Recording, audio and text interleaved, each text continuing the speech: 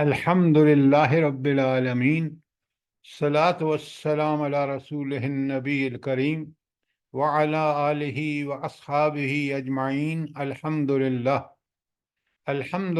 الذی ہدانا لہذا وما کنا لنہتدی لولا ان ہدانا اللہ۔ رب اشرح لی صدری ویسر لی امری واحلل عقدۃ من لسانی یفقہوا قولی، آمین یا رب العالمین۔ کل ہم نے یہ بڑا دین کو سیکھنے کے لیے ہر ٹاپک بہت ہی اہم ہے، لیکن ایک بات بتائیں کہ دین سیکھنے کے لیے سب سے اہم ٹاپک کون سا ہے؟ سب سے اہم، جلدی بتائیں۔ ہدایت سر عقائد۔ دیکھیے، ہدایت بالکل آپ ٹھیک کہہ رہے ہیں، بالکل، لیکن اگر ہم ٹاپک وائز دیکھیں تو پہلی توحید ہے، سر فہرست کیا ہے؟ توحید ہے۔ اچھا، توحید کیوں بنا سر فہرست ہے؟ کیوں سب سے اہم کیوں ہے؟ یہ سب چیزیں آپ کو پتہ ہونی چاہیے۔ قرآن کا طالب علم ان بالکل پرائرٹیز اور ترجیحات سے پوری طرح واقف ہونا چاہیے۔ ہدایت میں سب سے پہلے، یا ایمانیات میں سب سے پہلے، یا عمل سے بھی پہلے آپ کو توحید کا کلیئر کٹ کانسیپٹ ہونا چاہیے۔ اب اس کی اہمیت کیوں ہے میں بتاتا ہوں آپ کو، ذرا ان چیزوں کو نوٹ فرمائیں اور سمجھیں۔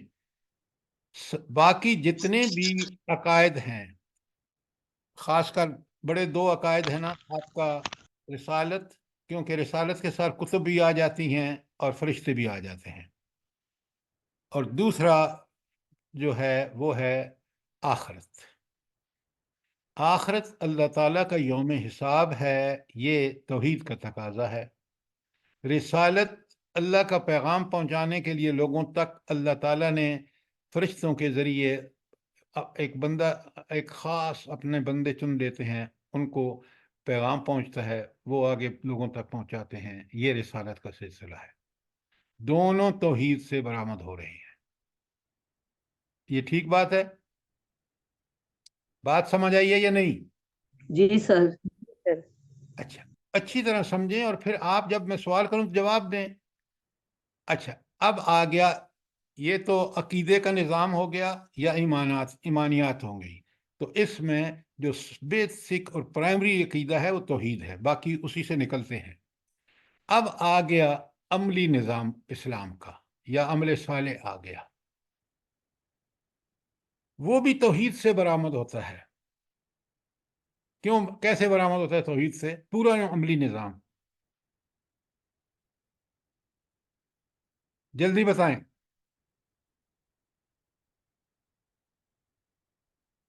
ڈاکٹر صاحب آپ بتائیں جلدی سے۔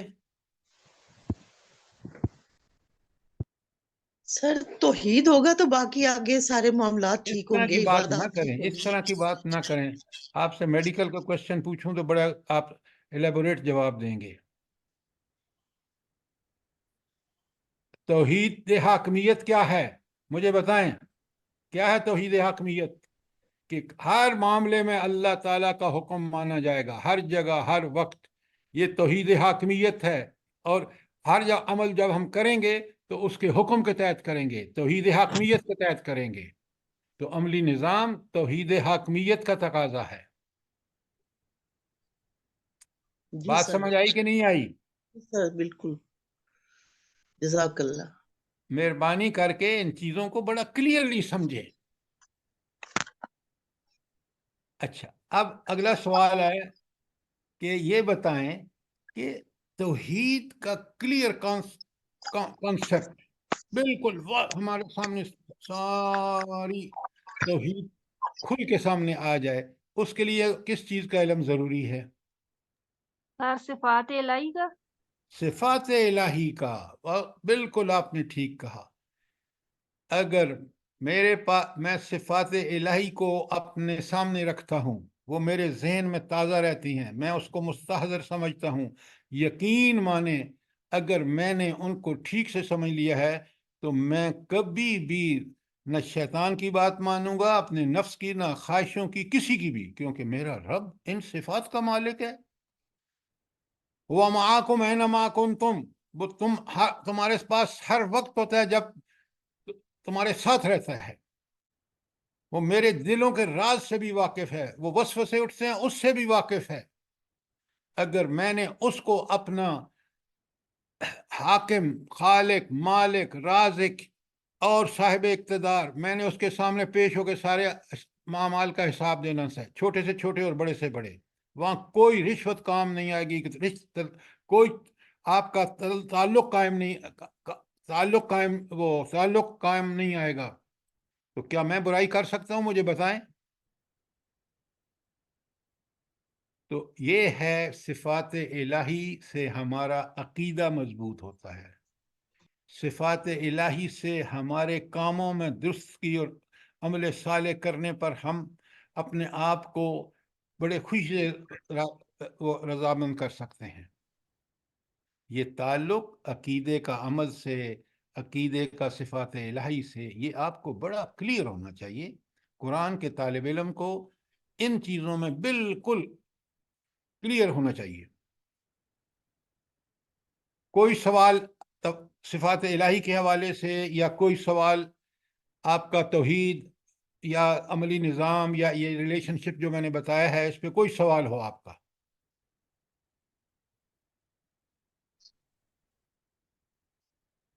اچھا، اب ایک اور چیز ہم نے پڑھی ہے، اب میں ٹاپک کی طرف آتا ہوں۔ آج ہمارا ہدایت کا ٹاپک ہے۔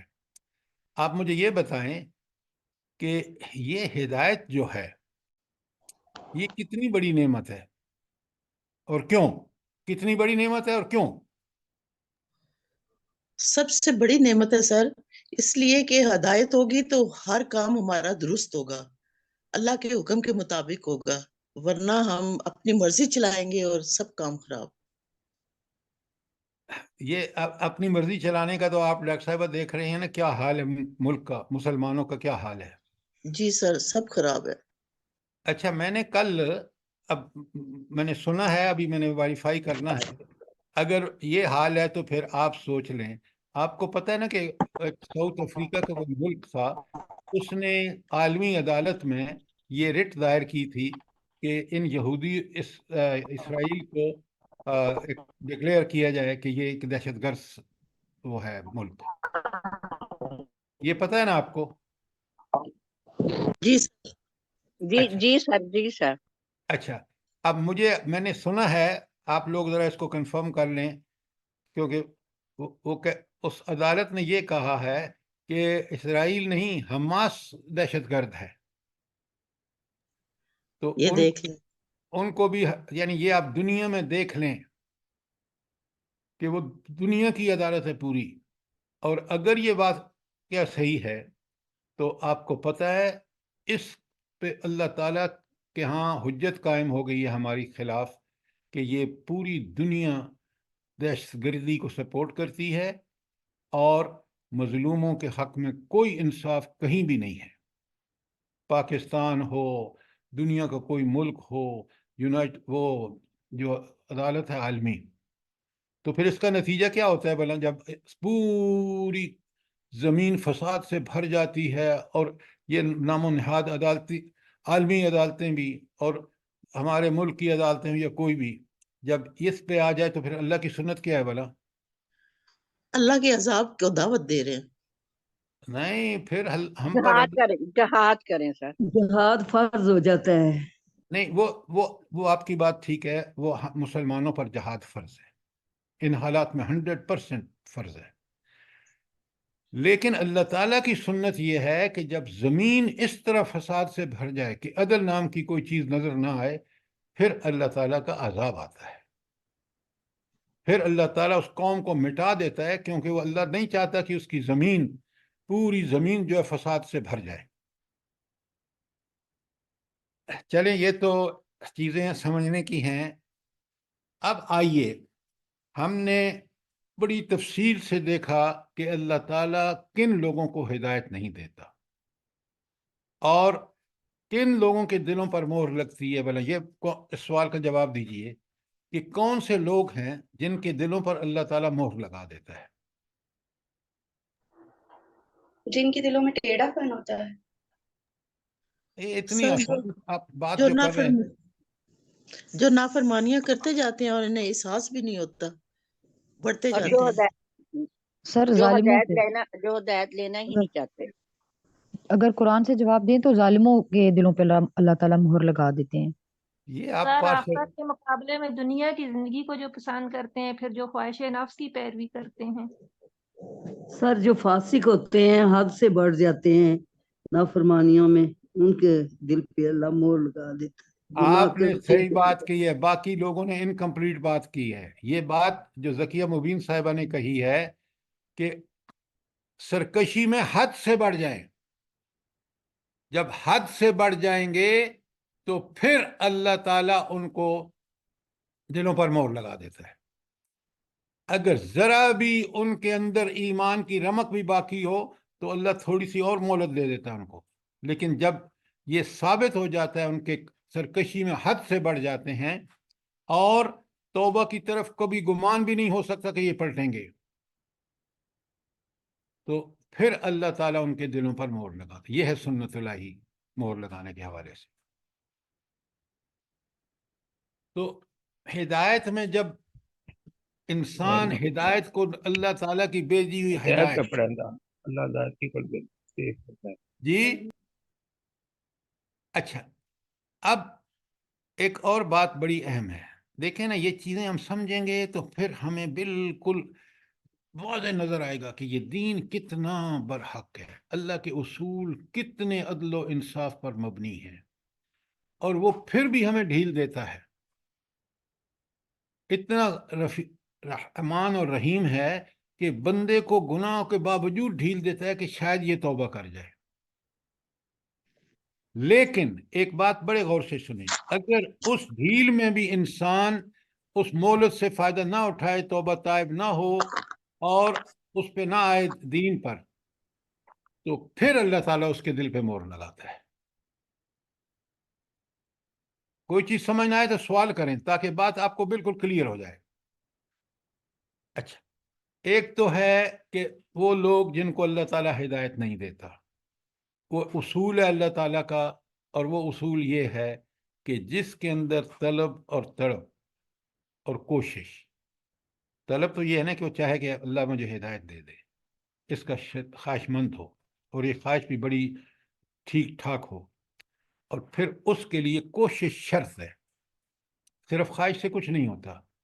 آج آپ دیکھیں نا، ہم میں سے ہر آدمی یہ چاہتا ہے کہ ہماری اولاد بڑی نیک ہو، بالکل ہماری بیٹیاں صحابیات کی طرح ہوں، ہمارے بیٹے صحابہ کی طرح ہوں، لیکن ہم خود جو ہے ان پہ عمل ہی نہیں کرتے.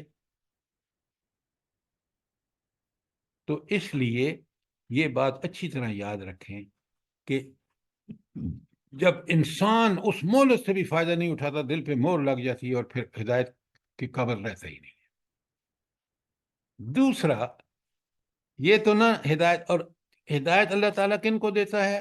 آپ نے دیکھا ہے، یہدی من ینیب یہدی من اناب، کہ اس کو جو اس کی طرف رجوع کرتا ہے. رجوع کرنے کا مطلب کیا ہے؟ سچی توبہ کر کے اپنے گناہوں کی معافی مانگتا ہے، استغفار کرتا ہے، اور پھر سیدھے راستے پہ آ جاتا ہے. اچھا، کل میں نے آپ کے سامنے سورہ محمد کی آیت 17، سورہ مریم کی آیت 76، سورہ مائدہ کی آیت 16 اور سورہ انفال کی آیت نمبر 2، یہ کل میں نے آپ کے سامنے عجائب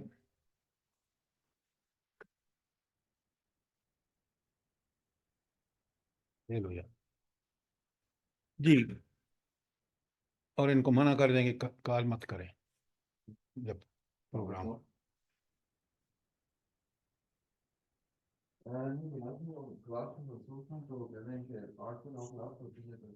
اچھا، آپ کا ان آیات کے بارے میں کوئی سوال ہو جو میں نے ابھی آپ کے سامنے کہی ہیں، محمد کی 17، مریم کی 76 76، मायदा की 16 और अनफाल की 2। क्या मसला था इसका? जी, कोई सवाल नहीं है?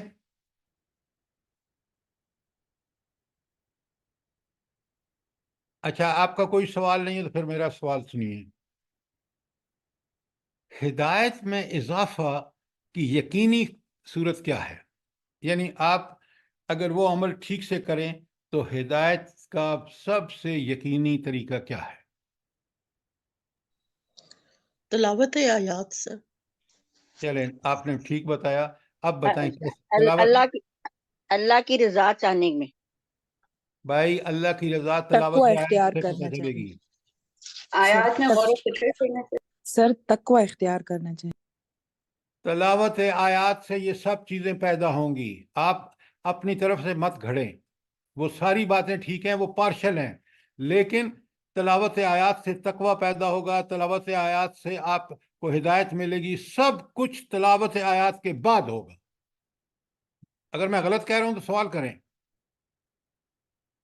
खुद कुरान कहता है, आप नबी करीम सल्लल्लाहु अलैहि वसल्लम के मैंने लिखवा दिए हैं आपको कि 4 आयात हैं जिसमें आपके फ़राइज़ मनसबी हैं।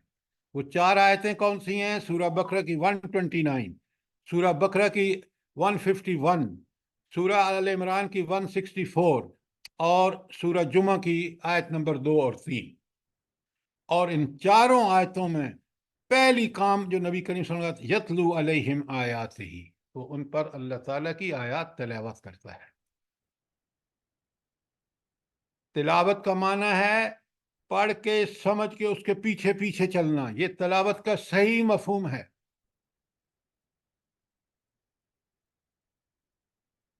देखिए ना, ये सारा हमारा कोशिश ही यही है सारी, आपकी भी मेरी, कि हम कुरान को समझें, कुरान की प्रायोरिटीज को समझें। तिलावत आयात, ये आज उम्मत इससे खाली हो गई है। मौलवी साहिबान फरमाते हैं कि कुरान को समझ के ना पढ़ना, कुरान को तर्जमे से नहीं पढ़ना। कितना बड़ा जुल्म है। कुरान आया ही इसलिए है। सूरह यूसुफ की शुरू में आयत है, लअल्लकुम ताक़िलून, ताकि तुम इस कुरान को समझोगे तो फिर तुम अमल कर सकोगे। तो लिहाजा कुरान को समझना बे इंतहा ज़रूरी है, वरना यही कुरान क़यामत के दिन हमारे खिलाफ अल्लाह की अदालत में खुद नबी करीम सल्लल्लाहु अलैहि वसल्लम फरमाएंगे, इन्न कौम इत्तखज़ू हाज़ल कुरान महजूरा।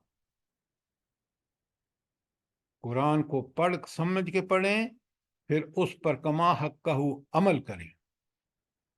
और यही बात सूरह, उसमें आप पढ़ चुके हैं हम, सूरह अनफाल की 2 में अल्लाह ताला का फरमाते हैं, इज़ा तुलियत अलैहिम आयातुहू, जब उनके सामने हमारी आयत तलावत की जाती हैं, ज़ादतहुम ईमाना, उनका ईमान बढ़ जाता है। अब आप ही मुझे बताएं, क्या मैं बगैर सोचे समझे पढ़ता रहूं तो मेरा ईमान बढ़ जाएगा? बताएं ना। बिल्कुल नहीं नहीं सर। आज उम्मत नहीं का सर, यही कभी भी नहीं। आज उम्मत का यही मसला है कि हम कुरान को रमज़ान में बड़े उतारते हैं, धूल बड़ा होती है क्योंकि साल भर तो इस्तेमाल नहीं करते, और फिर हम उसको एक ख़त्म करके रख देते हैं और हम समझते हैं कि कुरान कुरान तो 24 घंटे और हर मिनट के और हर लम्हे आपके जो भी मसाइल हों कुरान से हल होंगे। जब कुरान के हल पे अमल करेंगे तो दुनिया में आप, अल्लाह ताला दुनिया और आखिरत दोनों की भलाइयाँ आपको दे देगा। जो कौम करेगी वो दुनिया की लीडर होगी, और अगर हम ये नहीं करेंगे तो ज़िल्लत और रुसवाई हमारा मुकद्दर होगी। अच्छा, अब आगे चलते हैं। ये जो सूरह तौबा की आयत है ना, 124 आपके पास है, मैंने हैंड आउट में भेजा है आपको, ज़रा गौर से सुने। व इज़ा मा उनज़िलत सूरतम, और जब भी कोई सूरत नाज़िल होती है, फमिनहुम मन यकूल, उनमें से कुछ लोग हैं जो कहते हैं, अय्युकुम ज़ादतहु ईमानन, क्या तुम्हारे ईमान में इजाफा हुआ है? अब पहले तो आप मुझे ये बताएं कि जब आयत नाजिल हुई तो सवाल बिल्कुल ठीक है कि भाई ईमान में इजाफा हुआ या नहीं हुआ। तो अब आयत जो उतरी है तो उसमें ईमान में इजाफा कब होगा, हमारे कब होगा? अमल करने से सर। पहले पढ़ के और समझेंगे, समझ के अमल करेंगे। समझना बेइंतहा जरूरी है। अमल तो जब देखें ना, मैं और आप अमल इसलिए करते हैं कि हमें पता है कि ये अमल जो हम कर रहे हैं अल्लाह के यहाँ इसका हिसाब होगा। तो अमल से पहले कुरान की आयत को समझना होगा। जिस कदर हमें समझ गहरी और हमगीर होगी उसी तरह हमारा अमल भी पक्का और सच्चा होगा। तो फिर कुछ लोग कहते हैं तो मैं यकूल अय्युकुम ज़ादतहु हाज़िही ईमाना, इस आयत की वजह से किसका ईमान बढ़ गया है। अब आगे जवाब सुने, कितना प्यारा जवाब। फ़अम्मल्लज़ीना आमनू, बस वो लोग जो ईमान लाए, मैंने ऊपर कुंडी लगा दी है। अच्छा, बस वो लोग जो ईमान लाए, फ़ज़ादतहुम ईमाना, तो उनके ईमान में इजाफा होगा। तो जो ईमान लाए हैं और वो कुरान को पढ़े ही नहीं, कुरान को समझे नहीं, उनके ईमान में ज्यादा इजाफा होगा? नहीं सर। नहीं सर। देखें, कुरान को समझें। वहुम यस्तबशिरून, सिर्फ वो उनके ईमान में इजाफा नहीं होता बल्कि वो बड़े खुश होते हैं। किस बात पे खुश होते हैं? सर उन्हें समझ सर आ जाए उसके ईमान सर जी ईमान में इजाफे की वजह से खुश होते हैं। जैसे वो सर जी मैं आपको एक बात बताऊं कि जिस तरह आप रोज बताते हैं ना, तो सारा दिन आपकी कोई ना कोई बात सामने आती रहती है कि आपने ये बताया था, इस तरह सर ने बताया था, तो अल्हम्दुलिल्लाह ईमान में इजाफा होता है। ये बात आपकी ठीक है, लेकिन अमल होता है खुश फिर हमारा। देख मेरी बात सुने, आदमी खुश कब होता है? जब उसका दिल इत्मीनान पकड़ता है नेक अमल करके। क्योंकि ईमान ईमान का मुतालबा क्या है कि अमल नेक करो। अगर तुम बुरे अमल कर रहे हो तो तुम्हारा ईमान है ही नहीं, अल्लाह के यहाँ वो काबिल कबूल है ही नहीं। अगर तुम्हारा ईमान पक्का और सच्चा है, आयत पढ़ी, समझी, आपने अमल किया, तो खुशी आपको इसलिए न होती है कि उस अमल के बाद आपका दिल बिल्कुल मुतमईन हो जाता है कि मैंने पहली खुशी आपको ये होती है कि मेरे रब ने मेरी रहनुमाई की। वरना मेरी तो अकल बड़ी महदूद है, मैं तो मोहताज हूँ हिदायत का उससे। उसने हिदायत भेज दी, मैं इस पे उसको बड़ी खुशी होती है। और फिर अमल करके जब उसका दिल इत्मीनान, आप खुद देख लें, अपने आप को देख लें, नेकी करके आपको बड़ा इत्मीनान होता है और आपको ये बहुत खुश होना चाहिए कि मेरे रब ने मुझे बिल्कुल ठीक सही रास्ते पर डाल दिया है। आप आज दुनिया को देखें, यूनाइटेड नेशन ने किस कदर गुमराही और उसके इकदामात की वजह से दुनिया किस कदर जहन्नुमज़ार बन चुकी है। आप सारे इदारों को जो दुनिया में क़याम के लिए आपका IMF और वर्ल्ड बैंक बना था ना, दुनिया में माशी खुशहाली के लिए, आज दुनिया देख लें किस अजाब अजियतों में मुब्तला है माशी हवाले से। और आप देखें मदीने की रियासत, और वो दौर भी आसमान ने देखा है कि लोग लेके फिर रहे हैं ज़कात और कोई लेने वाला नहीं है। इसको खुशहाली कहते हैं।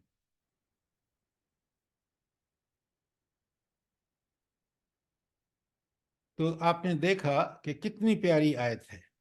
वइज़ा मा उन्ज़िलत सूरतुन, जब भी कोई सूरत नाजिल होती है, फमिनहुम मन यकूलु, तो उनमें से कोई ऐसे भी हैं जो कहते हैं अय्युकुम ज़ादतहु हाज़िही ईमाना, इस आयत ने जो नाजिल हुई है इसमें तुम्हारे ईमान में कितना इजाफा हुआ है। फ़अम्मल्लज़ीना आमनू, अब जवाब उसका, فَأَمَّا الَّذِينَ آمَنُوا، پس وہ جو لوگ جو ایمان لاتے ہیں، فَزَادَتْهُمْ ایمانا، ان کا ایمان بڑھ جاتا ہے، وَهُمْ يَسْتَبْشِرُونَ، اور پھر وہ بڑے خوش ہوتے ہیں۔ یہ اللہ تعالیٰ کی طرف سے رہنمائی آ گئی، پھر اس پہ عمل کرتے ہیں، اس عمل جو ہے ان کا بڑا برابر ہوتا ہے دنیا میں بھی آخرت میں بھی، اور پھر اس سے وہ بڑے خوش ہوتے ہیں۔ کوئی سوال اس آیت کے بارے میں؟ اچھا، اگلی آیت جو آ رہی ہے نا، میں نے اکثر آپ کے سامنے تلاوت کی ہے، سورہ ابراہیم کی آیت نمبر 7۔ اس کو تو آپ اپنا یاد بھی کر لیں اور پوری زندگی کے ہر معاملے میں۔ آیت کتنی زبردست ہے، وَإِذْ رَبُّكُمْ، جب تمہارے رب نے اعلان کر دیا، اذان دے دی، اذان کا مطلب ہے اعلان، تو تمہارے رب نے اذان وہ خبردار کر دیا، کس بات پہ؟ اب ذرا دیکھیں، چار پانچ الفاظ ہیں، لَإِن شَكَرْتُمْ، اگر تم شکر کرو گے، اگر تم شکر کرو گے، سبحان اللہ، اللہ تعالیٰ لَأَزِيدَنَّكُمْ، لام بھی تاکید کا ہے اور نون شد والا دو تاکیدیں ہیں، تو آپ اس کا ترجمہ کریں گے کہ لَأَزِيدَنَّكُمْ، میں تمہیں ضرور بے ضرور زیادہ دوں گا۔ تو اب یہ آیت جو ہے، پہلے میں شکر کو آپ کو بتا دوں اختصار کے ساتھ۔ شکر یہ ہے کہ میرا دل پورے جذبات کے ساتھ اس بات کو گہرائی اور گہرائی میں تسلیم کرے کہ یہ میرے رب کی عنایت ہے۔ دیکھیں، ہم جو اس وقت بیٹھے ہیں اور اللہ کی کتاب سے ہدایت لے رہے ہیں، تو اس سے سب سے پہلا شکر یہ ہے کہ میرا اور آپ کا دل اس بات کو پوری طرح تسلیم کرے کہ یہ اس رب ہی کا احسان ہے، ورنہ کتنے لوگ ہیں سو رہے ہیں دفتروں میں، ادھر ادھر بھاگ رہے ہیں، کیا کر رہے ہیں، کچھ کر رہے ہیں، لیکن رب نے ہمیں یہ 1 گھنٹہ دے کر ہم پر کتنا احسان کیا ہے، یہ دل کا شکر ہے۔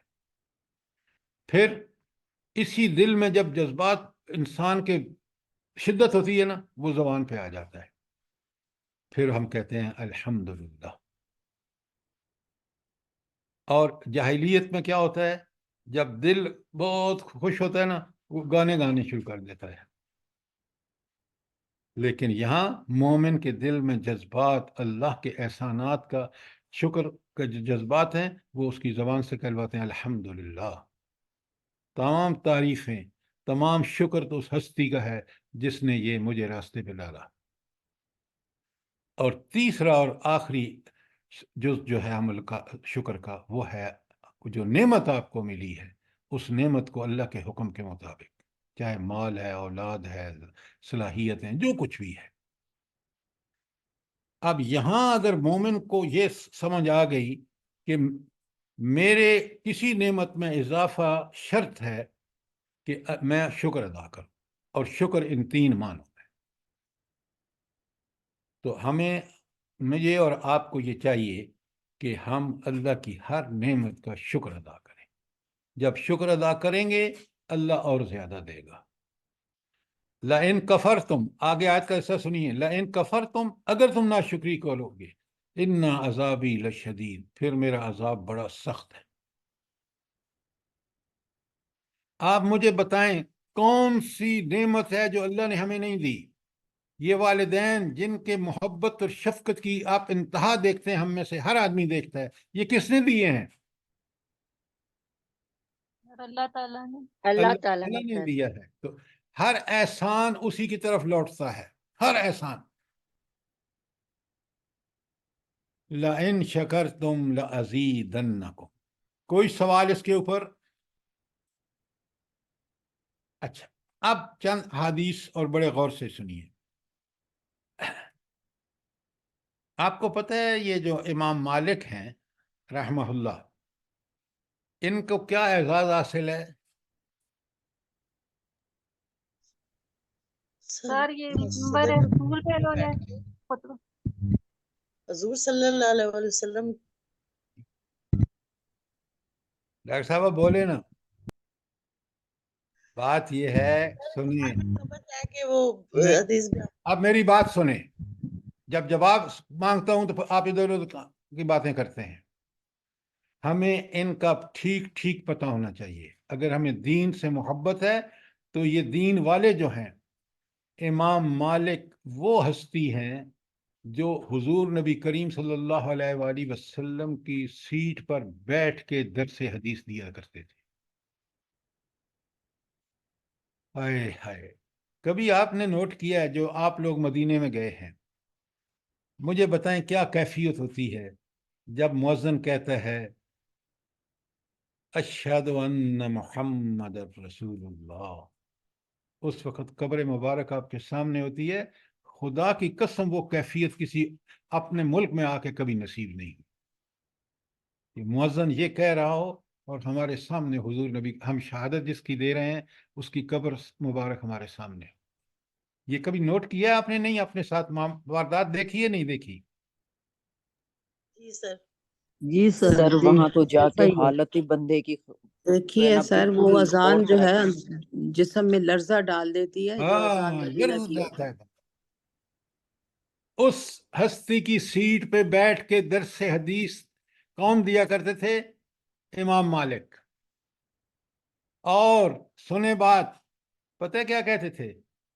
जब पढ़ा रहे होते थे ना हदीस, कहते थे साहिब कब्र, और उंगली उस तरफ करते थे। किसकी तरफ? कब्र की तरफ। साहिब कब्र ने ये फरमाया। अल्लाह, क्या मंजर होता हो। आप देखें कि वो बात कितनी लोगों के दिलों के अंदर घर कर जाती होगी कि साहिब कब्र जिन्हें फरमाया, जो जिसकी दुनिया भर में आज भी वो एक किताब मुरतब करते हैं अजीम शख्सियतों की, तो सरे फहरिस्त काफर को भी लिखना पड़ता है कि मोहम्मद रसूलुल्लाह सल्लल्लाहु अलैहि वसल्लम।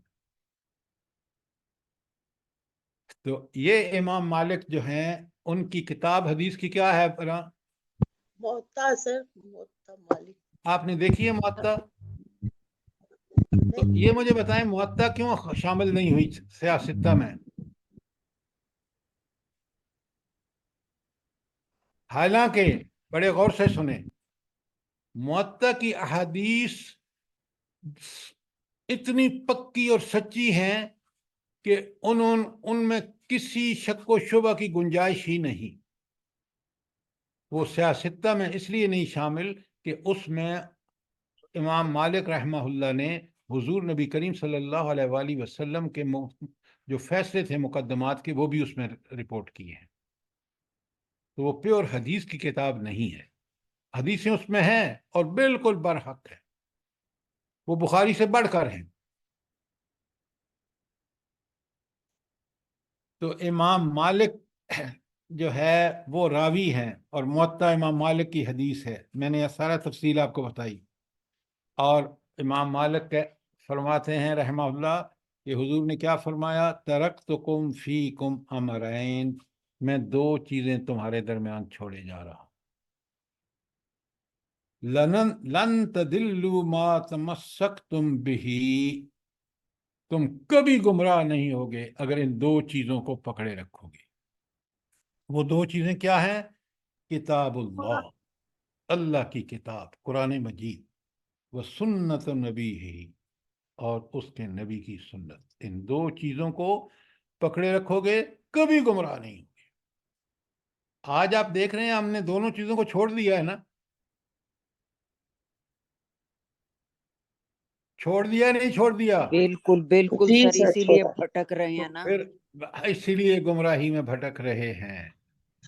आज भी हमें इसकी तरफ तौबा तायब हो के इस्तगफार करते हुए इसी दो चीजों को पकड़ लेना चाहिए वापस, वरना कोई चीज हमें तबाही से नहीं बचा सकती। आप सोचें, कभी सोचें, हम सोचते नहीं है ना कि नबी करीम सल्लल्लाहु अलैहि वसल्लम सहाबा से कह रहे हैं कि तुम लोगों, काफरों के लिए तर नवाला का की हैसियत होगी तुम्हारी। सहाबा हैरान परेशान कि ये, हमने इस दीन को कबूल करके दुनिया को पीछे छोड़ दिया, नामो निहाद बड़ी ताकतों को उलट के रख दिया, تو حضور کہہ رہے ہیں کہ تم نوالا ہوگے ان کافروں کے لیے. آج آپ ہیں یا نہیں مجھے بتائیں. جی سر بالکل ایسے ہی ہے. بالکل بالکل سر صحیح ہے کہہ رہے ہیں آپ. نبی صادق نے بالکل سچ فرمایا ہے, بالکل سچ فرمایا ہے. اس لیے آپ آج دیکھ لیں, آپ کو پتہ ہے یمن میں انڈیا کے 8 جہاز گئے ہیں امریکہ کے کہنے پر, اور 3 جہاز ہمارے بھی گئے ہیں, بحری جہاز. استغفر اللہ. اچھا اب آئیے تو کتنی پیاری حدیث ہے, اور امام مالک رحمہ اللہ نے کس طرح اس کو بیان فرمایا ہے. اچھا یہ تو ایک اہمیت ہمیں پتہ چل گئی ہدایت کی کہ قرآن و سنت میں ہدایت ہے, اور اسی کو پکڑنے رکھو گے تو تم صحیح راستے پر ہوگے.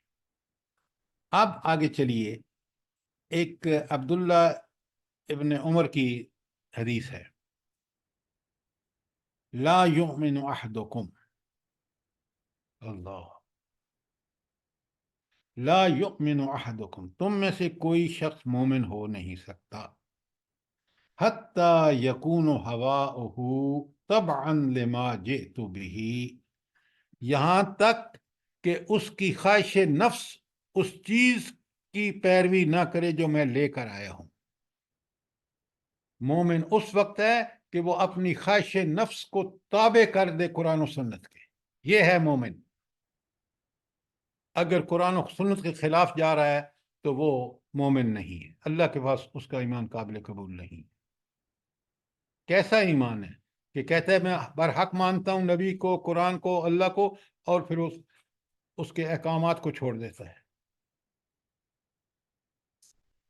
اچھا اس کی ایک اور بڑی ایکسپلینیشن ہے جو اس کو آپ کو سمجھیں. عمل کب وجود میں آتا ہے پہلے مجھے بتائیں, ذرا اس کو بڑے اچھی طرح سمجھیں. ہم عمل جو کرتے ہیں اس کی بنیاد کیا ہوتی ہے؟ سر دل ہوتا ہے, اس کی خیال آتا ہے. یقین ہوگا. سارے ایمان اور ہدایت. انما ہماری الاعمال بالنیات. ایمان سوچ. مضبوط ہو جاتا ہے آپ تو پھر جو کچھ بھی کہہ رہے ہیں نا وہ اس سوال کا جواب نہیں ہے. سر اب عملے سوچ صالح سوچ عمل سمجھ بنیاد. کے عمل جب ہم سے پڑھیں ہوتا ہے گے نا سر. اب آپ بس کر تدبر. دیں نا, میں نے کہہ دیا آپ جو کچھ کہہ رہے ہیں وہ اصولاً ٹھیک ہے, لیکن اس سوال کا جواب ہرگز نہیں ہے. آپ بڑے غور سے سنیے, یہ آپ کے ساتھ روز واقع ہوتا ہے. میں جب بھی کوئی عمل کرنے کی سوچتا ہوں تو سب سے پہلے میرے دل میں خیال آتا ہے. پہلا چیز کیا ہوتی ہے؟ لکھیں, خیال. وہ خیال جو ہے وہ پھر ارادہ بنتا ہے. آپ نے رات کو خوب اچھی طرح خیال تھا آپ کا کہ میں نے صبح درس میں اٹینڈ کرنا ہے. اب وہ جب آپ کا ارادہ بنا تو آپ نے وہ سارے کام کیے کہ میرا موبائل بھی چارج ہونا چاہیے, مجھے اس وقت اویلیبل بھی ہونا چاہیے, سننا بھی چاہیے. سب سے پہلے کوئی عمل کرنے سے پہلے دل میں خیال آتا ہے, خیال ارادہ بنتا ہے. تو خیال نمبر 1 اس کا نرز ارادہ. اس دل کے ارادے کو نیت کہتے ہیں. یہی نیت ہے, جب دل کا ارادہ, تو اسی کو انما الاعمال بالنیات. اب جب آپ اس نیت کو خالص کر دیتے ہیں تو پھر عمل وجود میں آتا ہے. یہ 3 چیزیں عمل سے پہلے خیال ارادے میں تبدیل ہوگا, یا ارادہ یا نیت دل کی, اور پھر عمل وجود میں آئے گا. اب سوال کریے, اس کو سمجھیے, سوال کیجئے. یہ ہر آدمی کا پروسیس ہے عمل کرنے کا, کہ اس سے پہلے سب سے پہلے اس کا ایک خیال آتا ہے, پھر اس کو ارادے میں تبدیل کرتا ہے, ارادے سے پھر وہ عمل آتا ہے. تو یہاں اس حدیث میں کہاں پہ کنٹرول رکھ دیا گیا ہے؟ یہ جو حدیث میں نے آپ کے پاس حضرت عبداللہ بن عمر کی پڑھی ہے, کیا ہے, کیا کہتی ہے یہ حدیث؟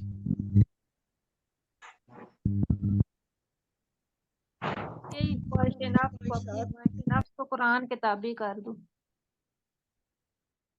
वो जो दिल में ख्याल आते हैं ना, ख्याल, वही आपकी ख्वाहिश का बायस बनते हैं। तो वो दिल ख्वाहिश का जब बायस, तो वो ख्याल, वो जो ख्वाहिश का बायस बनते हैं, उस ख्वाहिश पे कुरान पाबंदी लगाता है कि इस ख्वाहिश को नफ्स के, उसके कुरान के ताबे कर दो। अब मिसाल सुनिए, आपने यहाँ क्यों पहुंचे हैं, दर्स में, क्लास में क्यों पहुंचे हैं? इसलिए कि आपने अपनी ख्वाहिश नफ्स को चेक किया, तो आपने कहा भाई ये तो बहुत बड़ा काम है कि कुरान को समझना। अल्लाह को खुद बार बार कुरान में खुद फरमाते हैं, लिहाजा ये मुझे करना चाहिए। तो आपने अपनी ख्वाहिश नफ्स को कुरान के ताबे कर लिया। नाउज़ुबिल्लाह, मुझे ख्याल आया कि भाई आज सिनेमा में जाना चाहिए। अच्छा, अब मैंने इसको कुरान के अगेंस्ट देखा, और मुझे बिल्कुल पता है कि 3 घंटे में वहां बैठ के, या 2 या जो भी घंटे हैं, मैं शैतान की महफिल में बैठा हूँगा, मैं शैतानों की महफिल में बैठा हूँगा। अब इस ख्वाहिश को मैंने परखा कुरान और सुन्नत के अगेंस्ट, तो मुझे पता चला इसमें मुझे अमल नहीं करना चाहिए, और मैंने छोड़ दिया। मैंने वो 3 घंटे कोई ऐसा काम किया जो जायज़ था, घर का, बच्चों का, नहीं तो मैंने कुरान पढ़ा, कुरान समझा। तो ये है इसका मफहूम कि अल्लाह ताला जिसने अपनी ख्वाहिश नफ्स को ताबे कर दिया, किसके? कुरान और सुन्नत के, वो मोमिन है। और जिसकी ख्वाहिशात नफ्स बेकाबू हैं, वो मोमिन नहीं है। और ख्वाहिश कैसे बनती है, मैंने आपको बुनियादी इंसानी नफ्सियात से मिसाल देके कि इंसान के सबसे पहले ख्यालात ही ख्वाहिश बनते हैं, फिर इरादा होता है, फिर अमल होता है। कोई सवाल? ये बात पूरी तरह समझ आ गई है आपके? सर आपने अभी ये बात तो समझ आ गई सर। अभी आपने जिक्र किया, मेरे जहन में अक्सर ख्याल आता है कि हम टीवी में या इंटरनेट पे सर कोई तारीखी फिल्म देखें या कोई साइंस की चीज देखें सर, तो उसका तो गुनाह नहीं होगा ना? देखें, मेरी अर्ज सुने। आप अगर उसी में महव हो जाते हैं, अगर वो एक आपको इंफॉर्मेशन ज़रूरत है, आप मुझे एक बात बताएं, ये जितनी भी फिल्में जिनका आप जिक्र कर रहे हैं, अगर तो वो उनका मकसद ये है कि आपके सामने एक, मैं एक मिसाल लेता हूं ताकि हम बात कंक्रीट करें, कि साइंस को मैं समझना चाहता हूं, अगर ये उस हद तक तो बिल्कुल ठीक है, लेकिन अगर वो साइंस मुझ पर असर ये कर रही है कि भाई साइंस तो कहती है कि जब तक तुम्हारे सेंसेस किसी चीज़ को फील ना करें, जब हवास में कोई चीज़ समझ में ना आए, तो उसका वजूद तो नहीं होता। तो मुझे साइंस की लिमिटेशन सामने रख के ज़रूर उसको समझना चाहिए। जी सर, मैच्योर माइंड के साथ, इस्लामिक माइंड के साथ। पहले कुरान और सुन्नत नहीं, इस्लामिक माइंड, ये आप ऐसी टर्म मेरे सामने इस्तेमाल ना करें। मैं सब अंग्रेजी में बहुत अच्छी तरह जानता हूँ, ये बड़ी मिस लीडिंग टर्म्स हैं। इस्लामिक माइंड के किसको कहते हैं? जो नमाज पढ़ता है, रोज़ा रखता है, और साथ सारी बेहयाई के काम करता है। आज देखें, इस्तिलाहें कुरान से लें, सुन्नत से लें, हर इस्तिलाह जब उस जबान में लेते हैं तो उसका एक मखसूस मतलब होता है। आप देखें ना, इस्लामी जमहूरियत, ओ भाई, इस्लाम में जमहूरियत नहीं है, इस्लाम में अल्लाह का हुक्म है। जमहूर के हुक्म को कोई, चाहे वो 100% कहें, वो गलत है। तो ये बातें आम तरीके से आप ना लोगों से कहा करें कि भाई आपका इस्लामिक माइंड है तो कोई हर्ज नहीं है कि आप कदर ज़रूरत देख लें। मैं आपको एक बड़ी सही मिसाल देता हूँ। आपको पता है कि इंटरनेट पर बेशुमार चीज़ें दीन के बारे में पड़ी हुई हैं, गलत भी और सही भी। ये बात ठीक है? जी सर, बिल्कुल ठीक है, बिल्कुल ठीक बिल्कुल सही है सर। अच्छा, अब मैं और आप जाते हैं तो हम अगर किसी चीज़ को देखना चाहते हैं तो हमें, क्योंकि कुरान और सुन्नत का बेसिक इल्म है, हम देख सकते हैं कि इसमें कौन सी चीज़ ठीक है, कौन सी चीज़ गलत है। लेकिन जिस आदमी को पता ही नहीं, आज का जदीद तालीम याफ्ता बंदा, वो इंटरनेट से लेके आपसे बात करता है, उसको तो पता ही नहीं कि इसमें सही कौन सा है, गलत कौन सा है, सब कुछ मिक्सअप है। जी सर।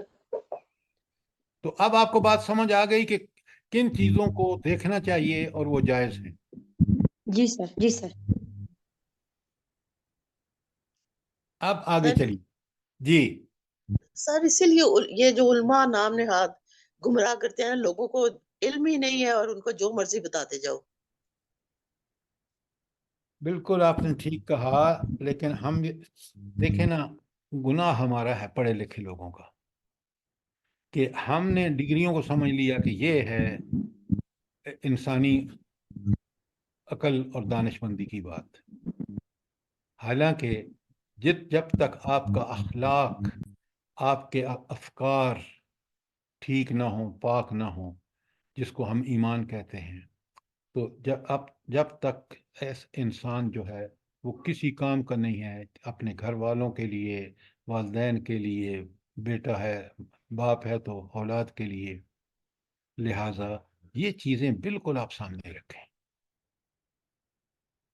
अगली हदीस सुने, बुखारी की हदीस है, और देखें ये आईना है हमारे सामने कि इस में हम अपनी शक्ल देख लें।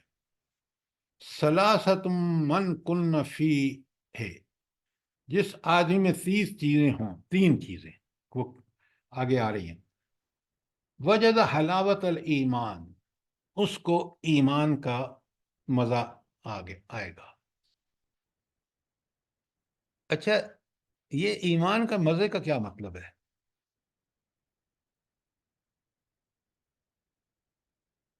आप बड़े गौर से सुनिए, आप चीजों को जरा क्यों नहीं समझते जो मुरवजा है। आप मुझे ये बताएं, आप जब कहते हैं ना, वो फलाना दुनियादार जब कहते हैं फलाना गाना सुनेंगे तो बड़ा मजा आएगा, फलानी महफिल गंदी में जाएंगे ना तो बड़ा मजा आएगा, तो इसका मतलब है कि हर चीज का एक मजा है, और वो रूहानी मजा है या शैतानी मजा है। रूहानी मजा तो वो है कि जिस महफिल में जाके आपका ईमान बढ़ जाए, आपका अल्लाह से ताल्लुक मजबूत हो जाए। तो यहाँ बताया गया कि जिसमें 3 चीजें होंगी उसको ईमान का मजा आएगा। और ईमान दरअसल हमारा ताल्लुक है किससे? अल्लाह ताला से। अब वो क्या है 3 चीजें? मजे की बात समझ आ गई कि मजा किसको कहते हैं? जी भाई, सर। एक फिजिकल मजा होता है, आपको खाने का मजा है, किसी फ्रूट के खाने का मजा है, किसी मौली साहब के हलवे के खाने का मजा है। सर नमक मिर्च चखने वगैरह और खाने पीने का भी मजा होता है अपना। बिल्कुल मजा है, फिजिकल मजा है, बिल्कुल। लेकिन ये रूहानी मजे की बात हो रही है, जरा बिल्कुल नोट फरमाएं। अच्छा, क्या है 3 चीजें? सुबहान अल्लाह, सुबहान अल्लाह। देखें किस तरह नबी सादिक ने पूरे दीन का खुलासा निकाल के रख दिया। ऐन यकून अल्लाह व रसूलहु अहब्ब इलैहि मिम्मा सिवाहुमा, अल्लाह ताला और उसके रसूल सल्लल्लाहु अलैहि वसल्लम से मोहब्बत पर कोई और चीज हावी ना हो। सबसे ज्यादा मोहब्बत किससे हो? अल्लाह ताला और उसके रसूल से। अब इसी चीज को लेके चलिए कुरान में, तो सबसे ज्यादा मोहब्बत किससे होनी चाहिए? अल्लाह और उसके रसूल। अल्लाह और रसूल से सर। आयत बताए ना, आयत बताए ना। अशद्दु हुब्बन अशद्दु लिल्लाह। हुब्बन लिल्लाह। वल्लदीना आमनु अशद्दु हुब्बन लिल्लाह। जज़ाकल्लाह, जज़ाकल्लाह। अब आपको ये आयत याद हो ना, और फिर इसके अगेंस्ट आप अपने आप को आईने में देखें। अच्छा, ये बताएं, देखें, ये दर्स का मतलब है हम कुरान को समझें, उस पर अमल का जज्बा बढ़ चढ़ के उसमें इजाफा हो। अभी हमने सुना हदीस में कहा कि अल्लाह और उसके रसूल सबसे ज्यादा महबूब हैं, اور ابھی ہماری بہن نے آپ کو بتا دیا کہ بقرہ کی آیت 165 ہے، اللہ تعالیٰ فرماتے ہیں والذین آمنوا اشد حبا للہ، اہل ایمان سب سے زیادہ اللہ سے محبت کرتے ہیں۔ یہ تعلق ہمیں پتہ چلا اس حدیث اور قرآن میں کیا تعلق ہے۔ اچھا، اب سب سے بڑا سوال یہ پیدا ہوتا ہے کہ مجھے کیسے پتہ چلے کہ مجھے اللہ اور اس کے رسول سے سب سے زیادہ محبت ہے؟ اس کی یارڈ سٹک کیا ہے، اس کا معیار کیا ہے؟ سر عمل اللہ وَإِن كُنتُمْ تُحِبُّونَ اللَّهَ فَاتَّبِعُونِي۔ ڈاکٹر صاحبہ، آپ میڈیکل کی بات ہو تو آپ کی بات ہم مانیں گے، قرآن و سنت کی بات ہوگی تو قرآن و سنت سے ثبوت دینا ہوگا۔ دیکھا اس بہن نے کیا زبردست جواب دیا ہے، قُلْ إِن كُنتُمْ تُحِبُّونَ اللَّهَ، اے نبی صلی اللہ علیہ وسلم ان کو بتا دو، ان کنتم تحبون اللہ، اگر تم اللہ سے محبت کرتے ہو، فاتبعونی، تو تمہیں اتباع کرنی ہوگی رسول اللہ صلی اللہ علیہ وسلم کی۔ کتنا بڑا جواب! قرآن اس لیے کتاب مبین ہے، دعویٰ بھی کرتا ہے، اس دعوے کا جواب بھی دیتا ہے۔ یہ دو آیتیں یاد کر لیں، والذین آمنوا اشد حبا للہ، اہل ایمان سب سے زیادہ اللہ سے محبت کرتے ہیں۔ اور نمبر 2، قل ان کنتم تحبون اللہ، اگر تم یہ دعویٰ کر رہے ہو نا کہ تم اللہ سے محبت کر رہے ہو تو اس کا ثبوت کیا دینا ہوگا، اس کی شرط کیا ہے، فاتبعونی، تو حضور نبی کریم صلی اللہ علیہ وسلم کی اطاعت کرو، اتباع کرو۔ سر یہ آیت بتا دیں نمبر۔ یہ میں نے کئی دفعہ آپ کو بتایا ہے، یہ سورہ آل عمران کی آیت 31 ہے۔ دیکھیں، جو چیزیں میں نوٹ کراتا ہوں آپ ان کو اپنی نوٹ بک میں لکھا کریں، لکھ کے پھر ان کو قرآن میں دیکھا کریں، اور پھر ان کو فائنل کر لیا کریں کہ یہ چیزیں تو واقعی مجھے یاد ہونی چاہیے۔ اگر میں آپ کی جگہ ہوں نا تو جس کچن میں آپ لوگ کام کرتے ہیں نا، اس کچن میں یہ آیت لکھ کے لگا دوں، ہر وقت میرے سامنے رہے، میں اپنے ڈرائنگ روم میں اس کو لگاؤں۔ انشاءاللہ سر۔ اچھا، اب یہ بات آپ کو سمجھ آ گئی کہ پہلی شرط وہ کہتے ہیں کہ مزہ ایمان کا وہ چکھے گا جس کو اللہ اور رسول سب چیزوں سے زیادہ محبوب ہو۔ اچھا، یہ تو تھی نا اللہ تعالیٰ سے محبت کے بارے میں قرآن میں، رسول اللہ صلی اللہ علیہ وسلم کے بارے میں کیا حکم ہے بھلا؟ بتائیں نا اطیعوا وَأَطِیعُوا اللہ اللَّهَ واطیعوا وَأَطِیعُوا الرسول۔ الرَّسُولَ۔ جی وَأَطِیعُوا اللَّهَ وَأَطِیعُوا الرَّسُولَ۔ نہیں، محبت کی بات کریں، یہ اطاعت کی بات ہے۔ اطاعت آپ جب کریں گے جب آپ محبت ہوگی، تو محبت کی آیت بتائیں نا۔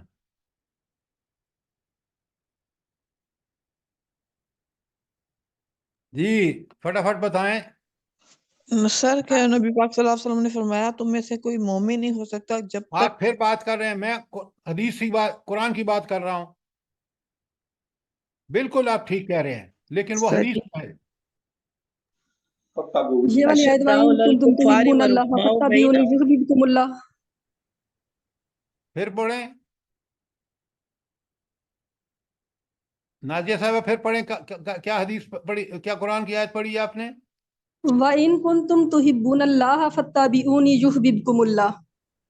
لا حول ولا قوت الا باللہ۔ یہ میں آپ کو ابھی بتا چکا ہوں، یہ اللہ سے محبت کے بارے میں ہے۔ میں آپ سے سوال کر رہا ہوں رسول اللہ صلی اللہ علیہ وسلم کے محبت کے بارے میں قرآن میں کیا آیت ہے؟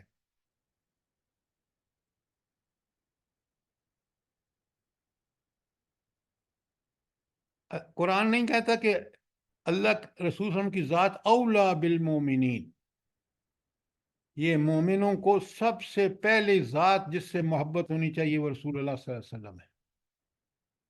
آیت کا نمبر مجھے یاد نہیں ہے۔ تو یہ تو اس پہلے حصے کی تشریح ہو گئی کہ قرآنی آیات جن سے نبی کریم صلی اللہ علیہ وسلم نے یہ حکمت ہمیں دیا وہ ہمارے سامنے آ گئی۔ اور پھر نمبر 2، این یحب المرء، کہ وہ کسی انسان سے محبت کرے. ہاں وَأَنَّ يُحِبُّ الْمَرْءَ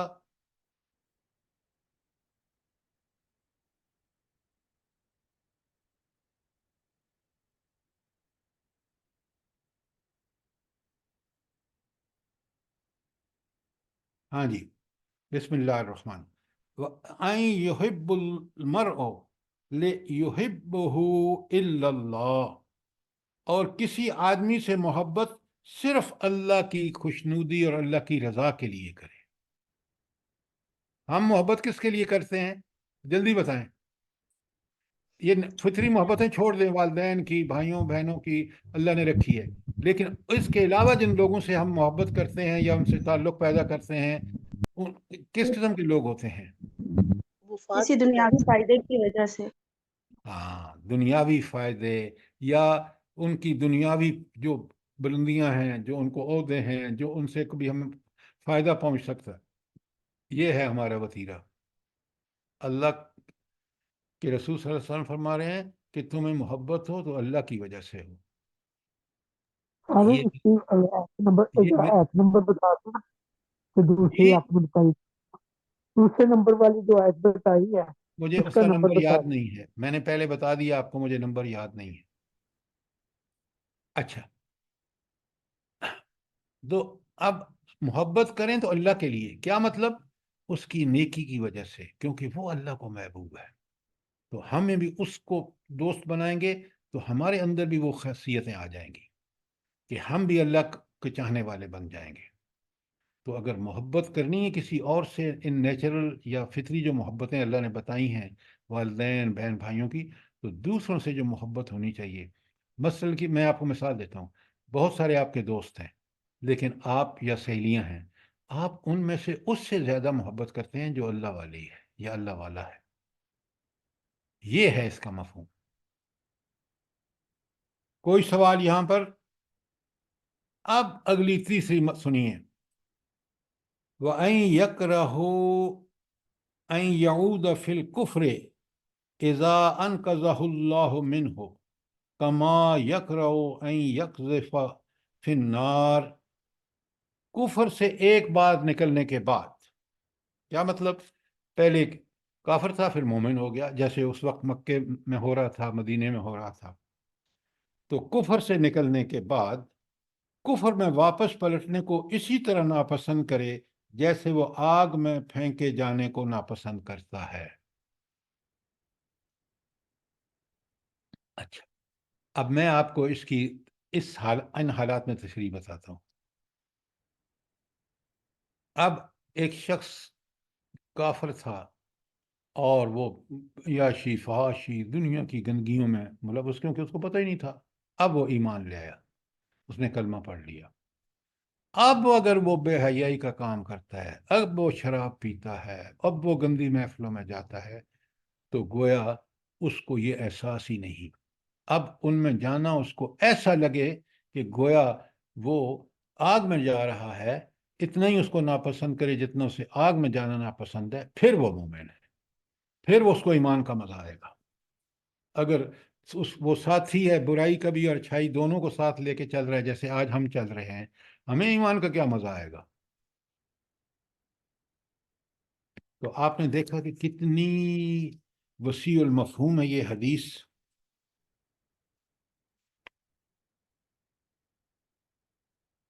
تو آج ہم نے ختم کر لیا کیا چیز؟ اللہ تعالیٰ کن کو ہدایت نہیں دیتا، نمبر 2 اللہ تعالیٰ کن کو ہدایت دیتا ہے، نمبر 3 ہدایت میں اضافہ کب ہوتا ہے، قرآن اور سنت کی روشنی میں. کوئی جو سوال آپ کا ہو آپ سوال کریں، میں حاضر ہوں. لیکن اس مضمون کو ہینڈ آؤٹ آپ کے پاس ہے، خدا کے لیے اس کو پوری طرح پھر پڑھیں، سمجھیں، سوال ہو تو کریں. لیکن اس ہدایت کو جو اللہ تعالیٰ کی سب سے بڑی نعمت ہے، ہم اسی کتنی پیاری حدیث جو میں نے آپ کے سامنے پڑھی ہے کہ 2 چیزوں کو مضبوطی سے پکڑ رکھنا. پھر ہم نے کہا کہ خواہش نفس کو تابع کر دو قرآن و سنت کے. پھر یہ 3 جو خصوصیات ہیں पक्के सच्चे मोमिन की कि उसका ईमान उसको लज्जत देता है। अल्लाह ताला मुझे भी और आपको इसको समझने, इस पर अमल करने की तौफीक अता फरमाए। आमीन सुम्मा आमीन सर। सर जी मोता इमाम मालिक के बारे में पूछना था कि इसकी एक ही जिल्द है ना? बिल्कुल एक ही जल्द है, सिर्फ एक जल्द है। जी मेरे पास है सर जी। अच्छा, सर इसकी आपको जी जी खुशखबरी हो कि आप आंखें बंद करके इसकी किसी हदीस को भी कहें कहें कि ये बिल्कुल ऑथेंटिक है। किसी को हिम्मत नहीं हुई है उस पर कलाम करने की। आप सोचें, जो शख्स को अल्लाह ने ये एजाज़ बख्शा कि वो हुजूर नबी करीम सल्लल्लाहु अलैहि वसल्लम की उस सीट पर बैठ के, जी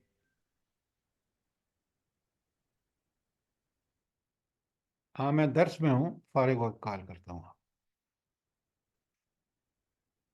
जी, कोई सवाल, कोई चीज क्लियर ना हुई हो इस पूरे सर ये हैंड। आपने सर आपने इमाम मालिक के बारे में बताया था कि ये मोता की किताब वो स्याह सित्ता में नहीं लिखी जाती, तो उसके आगे आपने फिर क्या बताया था, किस वजह से नहीं लिखी हाँ जी, जाती? मैंने आपको बताया था कि वो प्योर हदीस की किताब नहीं है, उसमें नबी करीम सल्लल्लाहु अलैहि वसल्लम के जो फैसले आपने फरमाए हैं ना, उसका भी जिक्र है। तो इसलिए उन्होंने, क्योंकि वो सियासत में सिर्फ हदीस की किताबें हैं जिसमें सिर्फ अहादीस हैं, तो ये किताब अहादीस प्लस फैसलों पर मबनी है। अच्छा सर जी, सर जज़ाकल्लाह। सर सर जी तो ये प्लीज बताएं तो ये नबी फैसले से क्या मुराद है? जी सर जी प्लीज जरा वाजे कीजिएगा, फैसले से क्या मुराद है? हाँ, नबी करीम सल्लल्लाहु अलैहि वसल्लम आपको पता है जज भी थे, और जज किसके मुकर्रर करदा थे? जल्दी अल्लाह बताएं। ताला अल्लाह अल्लाह ताला ताला के। अल्लाह के। अल्लाह ताला के। वो ये जज नहीं थे जो हमारी हुकूमतें एस्टेब्लिशमेंट जिनको अपॉइंट करती है, फिर आप अपने मर्जी के फैसले लेती है, अगर वो फैसले ना करें तो उनसे कहते हैं इस्तीफा दो जल्दी से। अब समझ आ गया आपको? तो नबी जी करीम सर जी सल्लल्लाहु जी अलैहि वसल्लम के वो फैसले जो आप सल्लल्लाहु अलैहि वसल्लम ने बहसीयत जज किए हैं, वो उसमें रिपोर्ट हुए हैं। सर तो वो भी तो फैसले भी तो उनकी बात थी ना, उनकी हिदायत थी, तो सर वो फिर वही क्यों बात, हदीस में नहीं है?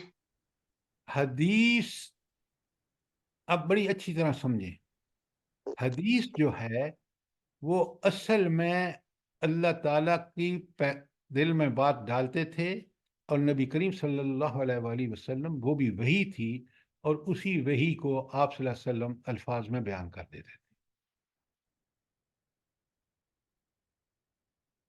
तो इसलिए हदीस जो है वो वही है, सही हदीस वही है, ये लिख ले।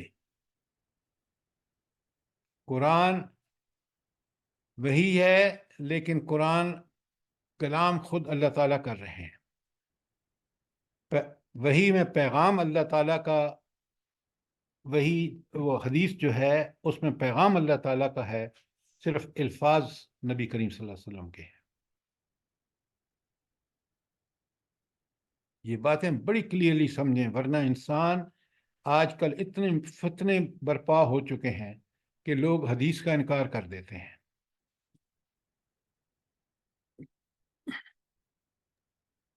आप अस्सलाम वालेकुम सर। एक मिनट मेरी बात करने दें, फिर आप सवाल करें। आप एक बात याद रखें, मैंने आपको बताया है कुरान में पूरी तरह आया है अतीउल्लाह व अतीउर रसूल दोनों साथ साथ, और कुरान में आयत है सूरह निसा की, मैं युतिर रसूला, जिसने रसूल सल्लल्लाहु अलैहि वसल्लम की इताअत की वो गोया उसने अल्लाह की इताअत की।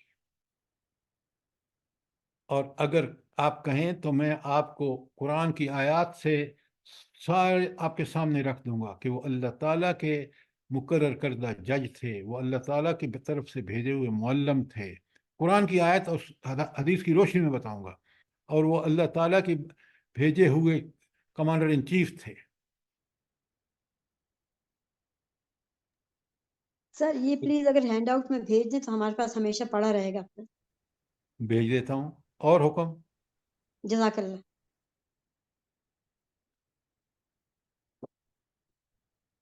سر جی اللہ تعالیٰ آپ کو بہت اجر دے، زندگی تندرستی دے، اور ہم آمین سب کو جوڑی رکھے قرآن سے، اور سب کو اللہ تعالیٰ صحت اور سلامتی دے. ہمیں بہت آمین لطف آتا ہے. آمین الحمد آمین. للہ. السلام علیکم سر.